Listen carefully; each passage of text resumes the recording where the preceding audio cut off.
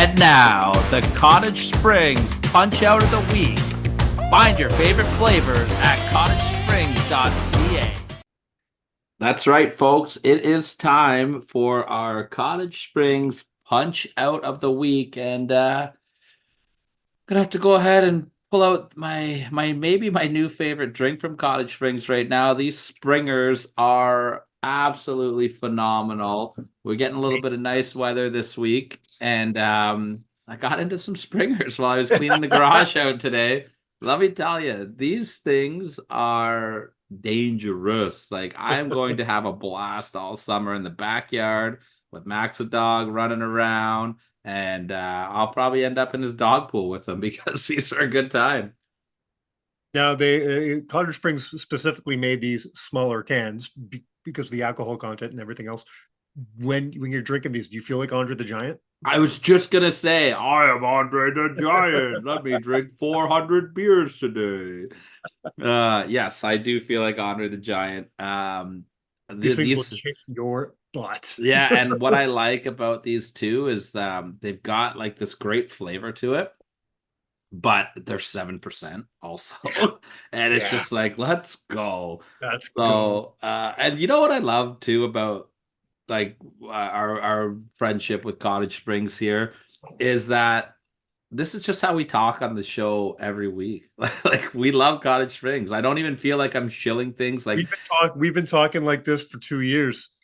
Since I think it was like halfway through the pandemic when you actually texted or called me and said, have you had these Cottage Springs? Because you and the boys at your old job were drinking them. And I said, no, I'm like, I've never had them. He goes, well, you like White Claws? If you like White Claws, you'll never drink a White Claw again after you drink a Cottage Springs. I remember you telling me that. And you weren't lying, man. I spent the next summer, I bought them. They sell them in these like 1 liter like boxes. mhm.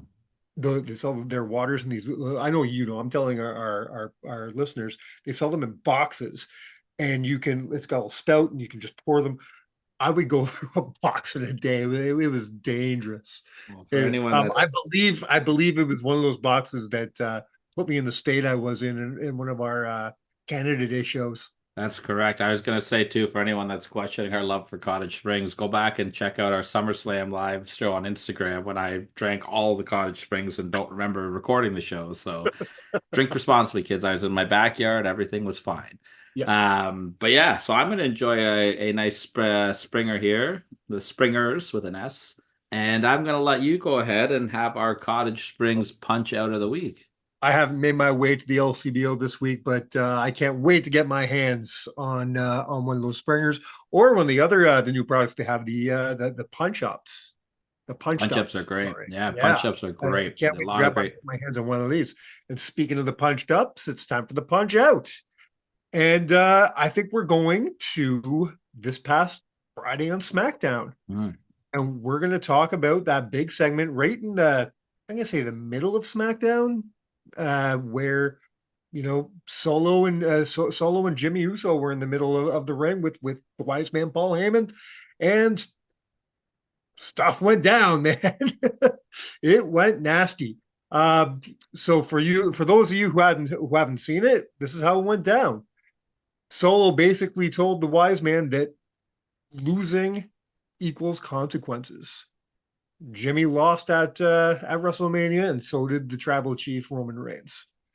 Even though Solo is like 34 or 0 and 34 right now, but I think we're supposed to forget that. He beat John Cena. True. So Solo is taking the reins, no pun intended, and he said some things are going to have consequences. He stared down his brother Jimmy. Jimmy was very confused. They hugged. He says, "I'm your brother. I love you." And that's when a mysterious figure from the crowd jumped in, showed himself to be Tama Tonga, one of Japan's biggest stars. I don't care what anybody says. A lot of people are like, "Oh, who's this guy? What has he done?" Go watch New Japan for the last 15 years, He's one of and the you'll know founding who fathers of the Tama Bullet Tonga is. Club. 100% he is. He jumps in, he attacks Jimmy, and they go to town on this man. Like, they destroyed Jimmy Uso in this segment. It was crazy. But what I love about this is it didn't end there. It kind of went through the rest of SmackDown, where obviously the wise man Paul Heyman, he didn't know about this. He didn't know what was going on. He tried to reach Roman Reigns via phone, so stole the phone and smashed it. So you're wondering, did Roman Reigns have anything to do with this or not? Solo at one point says this is from order of the tribal chief, but is he talking about Roman Reigns or is he talking about himself? Is he talking about The Rock? That's what Who I'm. knows? I would like to see that lead into War Games this summer or this fall. I think that we got a Absolutely. lot of miles to go here. I think we see the debut of Jacob Fatu coming soon, It's and very then you've got like this showdown where I think Roman comes back and gets the Usos back together. I think this is what's gonna. I think he's gonna be like the Bret Hart to when he got Owen and the Bulldog back together, yeah, and I I like it. think I think that needs to happen. And And I wasn't for it at first when you mentioned it to me off air, but now I'm, especially since Monday Night Raw, which we'll talk about later. I'm all for the idea of Sami Zayn being part of this as well. yeah, I think you have The Rock heading up this new group with Solo and Jacob and Tama Tonga against the original Bloodline with Sami Zayn. Everyone's Yeah. like, "Oh, put Cody in there." Why? He No, doesn't need to go in it there. doesn't. Put Seth It in there. doesn't. No, no, Seth and Roman need to have a match still. Yeah.